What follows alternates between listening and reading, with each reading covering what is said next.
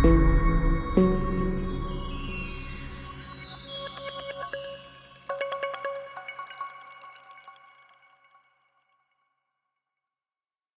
you have a vision, no one's gonna see it. No one's gonna see it but you.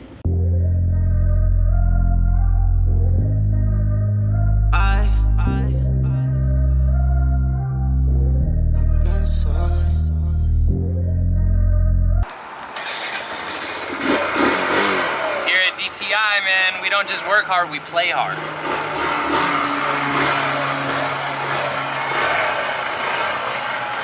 Chromed out 1100. What I'm doing, getting money. What we doing, hitting money. What they doing, hating on. Hey, what's going on? Come on in, come on in. My name is Shaun. This is Diverse Technology Industrial Coatings and Supplies, and I just want to take you around and show you what we've been up to and why we can be your one-stop shop for all of your industrial needs. Come on, take a look. CNS came to be. Yeah. So the beginning of how CNS started was me getting it back into this industry. How I started in this industry was a little rough. It made it real hard for me. People wouldn't allow me to get an account with them, and if they did, because it's illegal not to sell, and if they did, they priced me ridiculously high. So they didn't allow me to be competitive, but I still found my way. And I was truly grateful for that because it allowed me to understand how to navigate through adversity. So as I was going through the process, these big manufacturers, they showed me a lot of things. One, they showed me that they're biased, okay? They're biased in so many aspects. Like if you don't buy $250,000 from them, what ends up happening is they don't even take you serious. You have to pay full scale price instead of the discounts. So I thought that for me, I was like, man, wouldn't you want to help me to succeed? Wouldn't you want me to be happy so I can reinvest and be successful so I can reinvest back into the company and their company as well? Because I always came from that era that if you're financially healthy, you have a lot more avenues and you have a lot more resources. But my resources were slim because of the current events and people saying certain things, which was never true. So moving forward, I started realizing that if I'm going to be something in this industry again, I'm going to be it based off being independent and not reliant on anybody. So I started working through and started scouring and kind of just seeing like what my options are. It was crazy because I had to write my account number in certain manufacturers under a different company name, under different jobs, so that way they wouldn't leak the information to other people. So I was like, why would I have to go through all of this? Like, what is going on? So it was real difficult. And then I started looking at pricing. Pricing for a unit of something being 3 digits was kind of like astronomical for me, especially as a startup company. So I was like, how much money do these people really make off of this? And it was really, it made me curious to see how much they're actually making off of me and how many people they're breaking off. Here's the other part is companies that are owned by the stock market or that have, shareholders, their job is to appease. That's their only job, is to appease the shareholders. So every year you get a price increase. Every year, even if the raw cost of goods hasn't gone up, that's their favorite line. Remember that. Every year they're gonna come to you and say, well, such and such, I had a price increase. I'm sorry to do this to you, but things are gonna go up. And it ranges between 5 and 10%. But if you spend X amount of millions of dollars, you get to leverage that to about 3%. I've seen that before. So I never understood that, and I didn't like it because every year now they started giving me a price increase. So in the meantime, Shaun was my IT guy, and he was coming around, and I seen that he knew how to program things. I seen that he had patience in retail. I seen that he put me on priority. I also know that he knows all the software that we use. So I was like, there's a lane here for him. And his personality is really, the patience part was really amazing to me, because that's what you need for retail. Because you find a lot of people, some people become difficult, some people, and there's great people. So you need to be able to accept great people and difficult people. So I started talking to him, I'd say, how long ago? 3 years? 3 years ago, where it's like, I was like, hey man, why don't you jump over this side, and you know, I can give you a role here that would suit you really well. And he was like, he told me at first, he was like, nah, I'm good where I'm at. I was comfortable. Yeah. I was comfortable. He was comfortable. So he would come around all the time, because all my computers and everything were he built. All my internet, anything that has to do with IT, he took care of. So he would come around, and I'd throw the bug in his ear, you know, once in a while, and saying, look, this would be a great move for you when you're ready.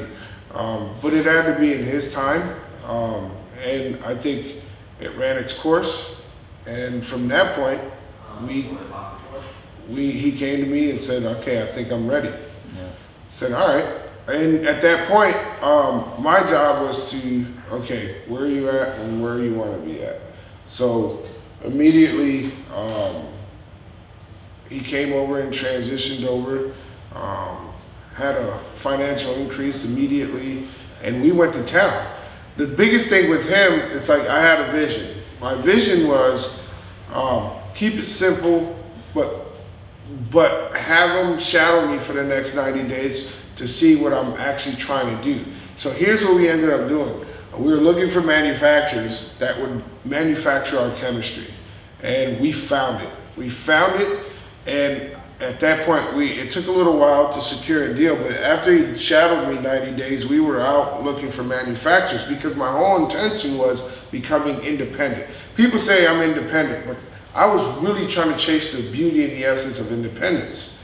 So with that being said, he came over and I said, look, this desk right here, after the manufacturer and everything turned out well, we established our chemistry, our pricing.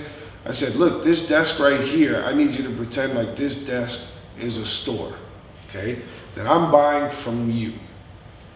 And because of the price reductions on us manufacturing now, the cool part was he was concerned. He was concerned and said, well, if I'm charging you, does that take away from your profits? I said, no, because you upcharging me still doesn't even come close to what the other manufacturers were charging me. And it wasn't until that point where I heard that it really kind of even made sense to me, because I mean, you mentioned independence, and you mentioned, you know, like this is what we're doing, but really what's the point of independence if you're locked into and have no other choice but to purchase from somebody who's gouging the shit out of you? Right. You know? So, I mean, in retrospect, afterwards, I still didn't completely understand, but when I asked the question and got that answer, is, you know, we moved from over here over to here, and now because we're in this position, the price point at which you're selling it to me after you've already marked it up still isn't even touching the price point that the other place was charging. So we were able to make profits on both sides. So I had a warehouse. I rented a warehouse, and I said, this is going to be the store. I had plans, but I was using it at a warehouse for the parent company. So it could pay for it, the parent company could pay for it, as we're building a plan to build profit, to turn over into a store. So July of 2018, Yep. we started that process. We standardized things where he's the store, literally in his head, he was a store. on that desk. And we already had the warehouse because our parent company needed it. So the parent company was paying for it momentarily. Well, the coolest part about that whole thing too is the fact that because we established that, we went through exactly what we just explained, and we have here now in this office, my desk is the store. It afforded us the time and the capability to work on the physical store while my desk was still the store, if that makes sense. Yeah. You know what I mean? So we found a way after we had that conversation about the pricing and why are you doing this and is it taking away from you, and once that was established, like we ran forward with it, and that store right here started generating $60,000 to $80,000 a month. Clean. So it was the coolest thing. So we started taking that money, right? And we let it build up. And it was very keen. Like, so I started buying from him. He's selling it to me. He never even seen the material. And then it was getting shipped from our manufacturer. So he's making money without even doing it. It's a paper shuffle. So instantly, both establishments are now making money. Okay? So he's generating now 60 to 80,000. Now keep in mind, a month. So keep in mind, the crazy part is that we don't get paid for 30 to 90 days. So it's kind of delayed money, right? So if July, we finish July, I'm not really seeing the money till September. correct. So what we started doing was implementing cash reports. So my job was to tell him is, okay, now I need to train your head to understand where your money's going. Because I treat it like it's his store, right? I'd say, if you want this, you gotta take full responsibility and you gotta understand financial analytics. So he would, as soon as we get paid, we have a model in our business that as soon as I get paid, you get paid. Which means I don't cut checks on Friday. I don't do none of that. I don't count chips that aren't mine. And I implemented that same model to him. I said, the minute you get paid, you pay whatever bills you need to pay. You don't hold on and you count chips that's not yours. See, a lot of people, when they get money in the bank and there's bills being paid, they fall in love with the big number. Okay, so it's hard for them. They see in their bank account print out. It's hard for them to let it go once it's sat there and they've seen it over and over and over again. That's the mentality. You start looking at that big number and you get infatuated with that big number. For me, it scares the shit out of me. I want to fall in love with what's mine. I don't fall in love with anybody else's money but mine. So that's why I eliminate it immediately and pay the bills, and then whatever's remaining is my money, right? So that's the number I fall in love with. You get what I mean? So, and it allows me to let me know how much play I got and how I can maneuver. Super valuable lesson to teach off too, because the cash reports and seeing everything right in front of your face and knowing that there's a delay in, just like you were saying, delay in, we get paid, you get paid kind of thing. Like I said, it's a super valuable lesson to know because it allowed us to build the entire store out, not count money that's not ours, and do the whole thing completely debt free. But here's the coolest part too. The first month, after we got paid, after the first month, he started paying for himself. Yeah.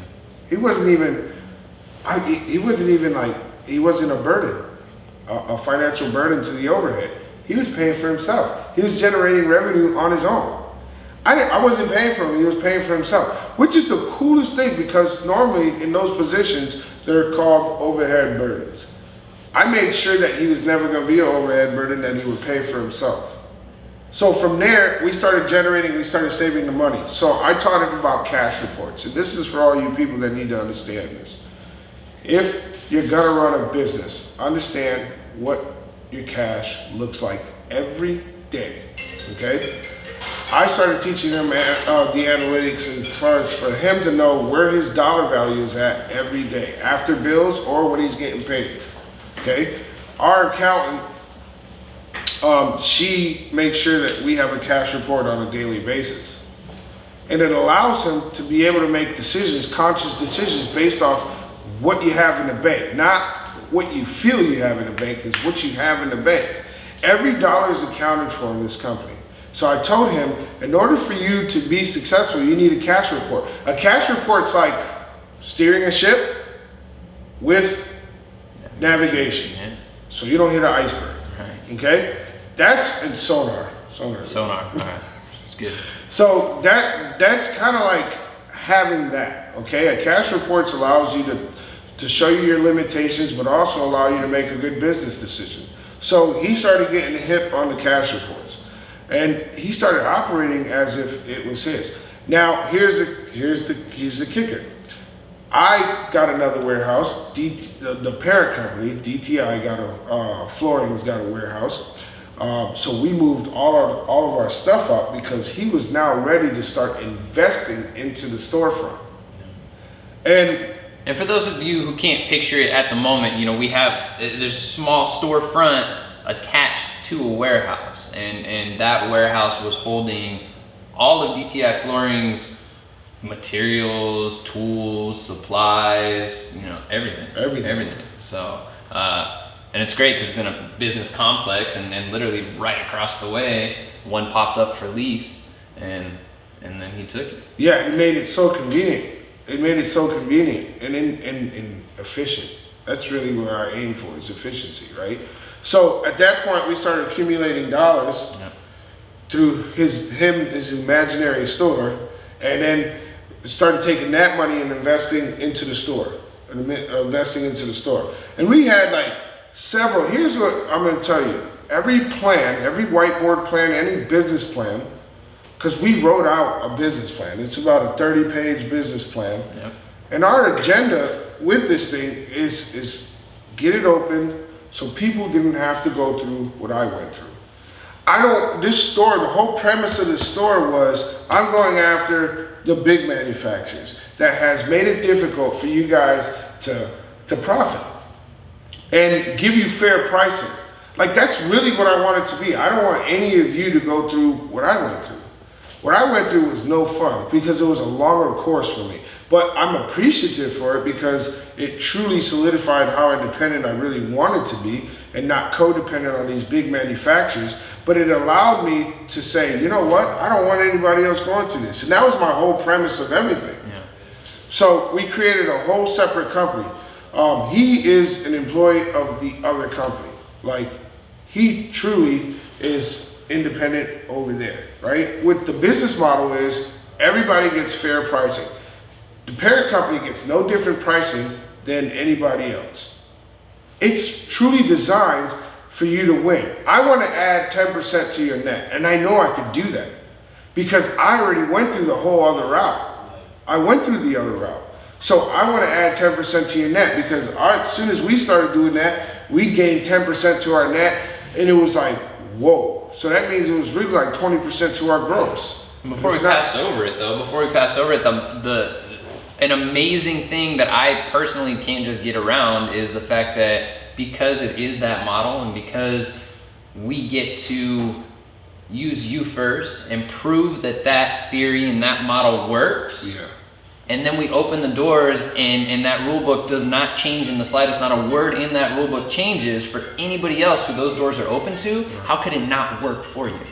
Right. And that's the coolest part is that as we started investing into this thing, the process started happening.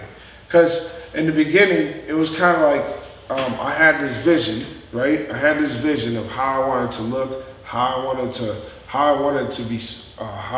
the store to service people. And I know it was hard for people to see, but I already seen it in my head. But I already knew at that point, if we're gonna be successful, we have to be debt free. Okay? That gives us a jumping start, which means it allows me a year to make whatever mistakes because I don't owe nobody anything. Okay? Listen to that. I don't owe nobody anything. He doesn't owe anybody anything. Everything in that store, and you'll see, is debt free. There's no credits, there's none of that. And it's because we wanted to take our time to build it the right way. So in having a business plan, always understand that it doesn't go according to plan. We've had several grand openings, and it never came through. And it's because we weren't ready. But we weren't operating on anybody else's time because at this point, he's making over $100,000, $200,000 a month. Several grand opening dates, several dates for a grand opening that got pushed. Mm-hmm. Yeah, and that's the thing. It's like we weren't ready. But in the meantime, we're still generating revenue. We don't care. We're not in a rush. We wanted to perfect the process before we open the doors, so we can be ready for the consumer. And we also want to make sure, here's the crazy part is, the store, people, when I walk into some place, people have forgotten service. Especially for us blue collar guys. Yeah. I've spent millions of dollars with Home Depot and all that, and it's not even accommodating to me. They don't even care about how much I spend with them. They don't care about you. I said, I'm gonna change that. The blue collar worker deserves a nice place when they walk in, that showroom is nice. The other thing people don't consider is all these blue collar workers, they go to work and they're malnutritioned. They don't eat in the morning because they try to sleep in as much as they could before they beat the alarm clock to get to work on time. I said, that will never happen on my watch. We will feed everybody in the morning that comes to the store. You'll have a breakfast sandwich, you'll have some drinks, you'll have some coffee, you'll have some fruit and snacks ready for you. Because we understand the sacrifice that you commit. Do you know why? Because I've been there. I personally been there. I know what it takes. Every business that I've built was from my hands and knees. I literally, my own sweat and my own blood, I've created and I've contributed on the labor side. Okay? That's how every company is formed. And then I train people on my own. I didn't hire people. I showed them personally, because if I'm setting a standard, you need to understand. That's why I invested time in him. That's why I taught him the art of the flip. You don't have to come out of money. Here's the crazy part. If I would have started off and gave it a $500,000 budget or $1 million budget, we would have bought things that was not necessary. I agree. You have to build according to your budget. And don't be in a rush if it's passive income. So for us, this was passive income that was building up to build the store. I didn't come out of my pocket after the third month. The only thing I came out of pocket was for the rent, waiting for the money to start coming in. After that, it's been paying for itself. It's not a burden to the parent company. Mm-mm. It's been paying for itself after the second and third month. Yeah. So I didn't inquire any cost burdens on it only for the first 3 months. It was a 3-month initial investment. And I've gotten my return on investment 100,000 times over again.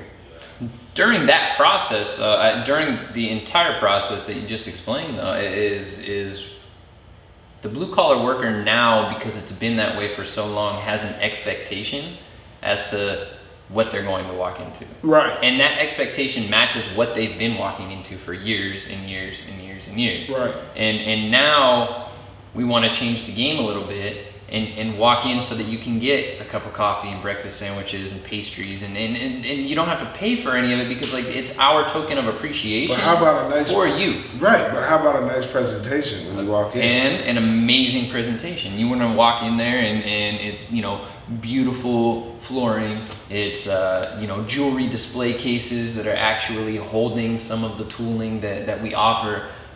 It's big brand names that are all, you know, spread out to very easy to navigate, and it's a super friendly staff that's just waiting there for you. And because it's a smaller environment and it's not a Home Depot warehouse or, you know, or any sort of warehouse or just these big huge box retailers, to where you get the vibe and the expectation that they don't give a shit about you. Right. Now you're walking into a family-friendly environment. You know what I mean? A family-friendly environment where you can get the product that you need, the knowledge that goes along with it, and everything else that goes along with it as well. I mean, everything from tools to electronics if you need it. It's amazing. And that's the crazy part is, we said, what does the average blue-collar worker go through on a daily basis? First, we figured out malnutrition. Yep. Second, we figured out, because they got out of bed in a rush, that they forgot their phones, phone cables, car jacks, whatever it may be, or they have a cracked screen and they haven't been able to repair that because they have no time, and when they do come out, they're tired, and when they're home on the weekends, the family demands their time, so they really have no time for themselves. Guess what? We accommodated all of that and tooling. Like, you can repair your phones there. You miss your phone jack, no problem. You can get that, and it's cheaper than all these other big box stores. And I get everybody's got different overhead burdens. I understand that, but I want to bring honesty back to the game because people weren't so honest with me when I started this company. So that's what I want to give you guys is honesty, and that's where this is such a perfect situation because he's one of the most honest people I know. So it works out really well. Now here's the kicker. As we're building this, we had to start from scratch, and the process wasn't really clear. It was like we had to go through it. Yeah. Okay? I've never had a retail store. So we had to figure this out as we're going through the process. I just know the art of the flip. But we wanted to figure it out with the mindset of for you, by you, essentially. Yes. You know what I mean? Yeah. Like for the blue collar, by the blue collar. Right. It's something that we go through every single day. Right. And so why not take the time to brainstorm and come up with real life problems that we face on a daily basis out there. Right. And do everything that we can to put in our store the solutions to those problems. At a cheaper price. At a cheaper price. See, that was the big thing for me. I want you to bring home more money. I want you to have those big vacations, but I'd rather you see and invest in your company first. I want that for you because I believe that once you financially get stronger, that you're gonna come back and we're gonna build together. Because you want me to win, I want you to win. Because this whole model is designed for you to win. And that was the thing. As we went and got an interior designer, Yep. we 3D'd the thing. This wasn't half-assed. And we got banners to motivate. That's the other thing is, where's your inspiration? Like for us, we want to inspire you guys. We got banners with quotes. We got pictures of reflection where people could actually like get uplifted that day. You know, because look, being a business owner makes you want to quit today, be inspired tomorrow, quit tomorrow, be inspired the next day. That's how it works. It's a roller coaster. And all I want to do is when you come into the store and you see Shaun, that you're appreciated. That keeps you going. Because I remember, you know, the times where I'm like, man, I don't want to do this shit no more. Those things kept me going. I'm inspired by people and their service that they give me. Now, if you're down, it puts me down. Yeah. You know what I mean? If pricing's unfair, it puts me down. There's a whole lot of things that I have to go through on a daily basis that I don't want other people to go through. So that's why this was truly inspired. And you'll be able to see the whole process. We're gonna put it up about how the whole process started. We're gonna try to put pictures of the before and after. But keep in mind, this took 1 year to build. Yeah. But I didn't come out of pocket. Let that trickle. It didn't come out of pocket. And whatever I did come out in the first 2 months for the rent on the box store is paid back in full. And keep in mind that everything that you see in that store is 100% debt free. We got over $500,000 worth of inventory in that store. Over. We don't owe nobody not one single dollar. Not a dime. So these moments of being proud, it's every day we get to reflect, and what's cool is now we got history where we go, look what we did. Right. We were just talking about that the other night, you know, being able to hit these little milestones and take the time during that process to look back, you know what I mean? And that's our goal here, is to continue hitting milestones so that there's always those beautiful moments of being able to look back, because I don't take those things for granted. And in order to have them keep happening, we got to keep moving forward.